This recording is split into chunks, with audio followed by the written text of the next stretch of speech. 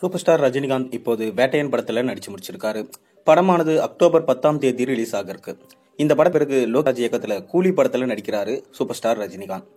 Sun Pictures நிறுவனம் தயாரிக்கும் இந்த படத்தின் மீது இப்போதே எதிர்பார்ப்பு பன்மடங்கு அதிகரிச்சிருக்கு. இந்த சூழல்ல கபாலி படத்தின் ஷூட்டிங்ல நடந்த சம்பவம் ஒன்ற கலை இயக்குனர் ராமலிங்கம் ஒரு பேட்டியில பகிர்ந்திருக்காரு. என்ன விஷயம், வாங்க வீடியோக்குள்ள போய் பார்க்கலாம்.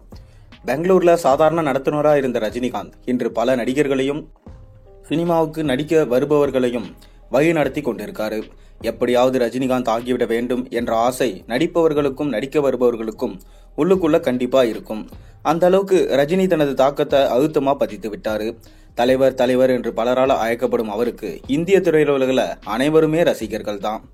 கடைசியா அவரது நடிப்புல வெளியான ஜெயிலர் திரைப்படம் சூப்பர் டூப்பர் ஹிட்.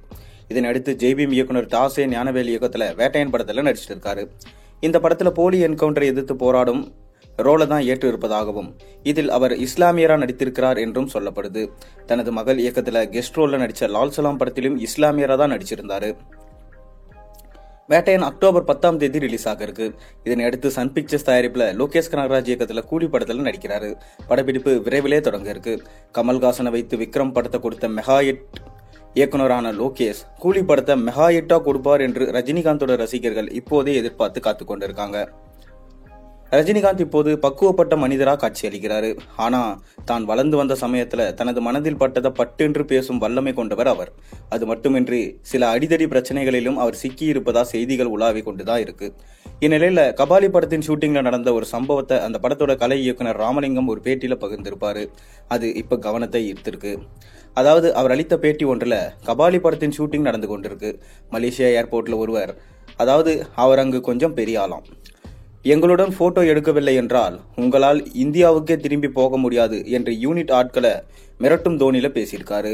இது ரஜினிகாந்துக்கு தெரிஞ்சு போயிட்டு இருக்கு.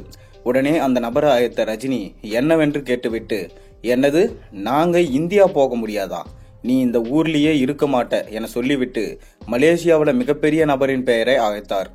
அந்த இடத்திலேயே மிரட்டியவர் சரண்டர் ஆயிட்டாராம். அதை பார்க்கும்போது பாட்சா படம் பார்த்த மாதிரியே இருந்துச்சுன்னு சொல்லிட்டு அவர் பேட்டியில சொல்லியிருக்காரு. படத்துல மட்டும் இல்ல, ரியல் லைஃப்லயும் சூப்பர் ஸ்டார் பாட்சா தான் என்று நிரூபிச்சிருக்காரு. நீங்க இதை எப்படி பாக்குறீங்கன்றத மறக்காம கீழே கமெண்ட்ல சொல்லுங்க.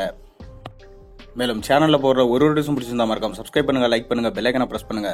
அப்பதான் நான் போற வீடியோஸ் எல்லாம் உங்களுக்கு நோட்டிபிகேஷனா வந்து சேரும்.